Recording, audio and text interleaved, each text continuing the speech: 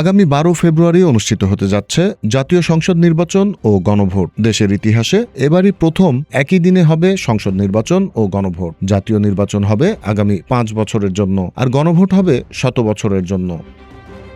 গণভোট মূলত রাষ্ট্রীয় কাঠামো, সংবিধান সহ রাষ্ট্র পরিচালনায় বেশ কিছু মৌলিক পরিবর্তনের প্রক্রিয়াকে ঘিরেই হবে। দেশে বিগত 1.5 দশকেরও বেশি সময়ের অনিয়ম, অব্যবস্থাপনা, শাসক গোষ্ঠীর শোষক হয়ে ওঠার প্রবণতার বিরুদ্ধে ছাত্র জনতার অভ্যুত্থান পরবর্তী সময়ে জুলাই চেতনাকে ধরে রাখতে ও একটি মানবিক ও সমতার দেশ গড়ার লক্ষ্য নিয়েই আয়োজন করা হয়েছে গণভোটের। সংবিধান সংশোধনে সরকারি দলের স্বেচ্ছাচারিতা, রাষ্ট্রীয় গুরুত্বপূর্ণ প্রতিষ্ঠানসমূহকে দলীয়করণ, রাষ্ট্র পরিচালনার ক্ষেত্রে সরকারি দলের একক আধিপত্য, জনগণের মানবিক অধিকার হরণ সহ রাষ্ট্র পরিচালনায় অনিয়ম ও স্বৈরাচারী মনোভাব রুখতে গণভোটের মাধ্যমে জনগণের মতামত নিয়ে হবে রাষ্ট্রকাঠামোর সংস্কারসমূহ। গণভোটকে ঘিরে ইতিমধ্যেই সরকারের পক্ষ থেকে নেওয়া হয়েছে নানা প্রস্তুতি।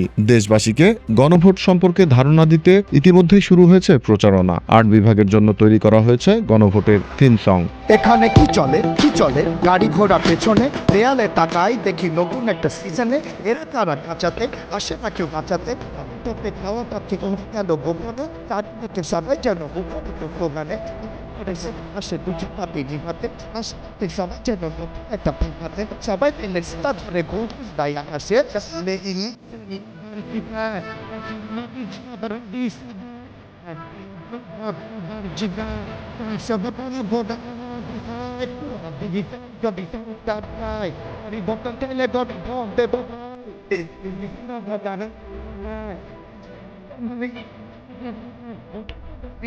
বদলে গেল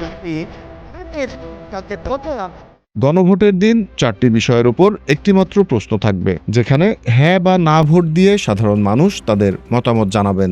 গণভোটে সংখ্যাগরিষ্ঠ ভোট হ্যাঁ সূচক হলে আগামী সংসদ নির্বাচনে নির্বাচিত প্রতিনিধি নিয়ে একটি সংবিধান সংস্কার পরিষদ গঠিত হবে। এই প্রতিনিধিগণ একই সাথে জাতীয় সংসদের সদস্য হিসেবে দায়িত্ব পালন করবেন। এছাড়া পরিষদ তার প্রথম অধিবেশন শুরুর তারিখ হতে 180 কর্মদিবসের মধ্যে সংবিধান সংস্কার করবে।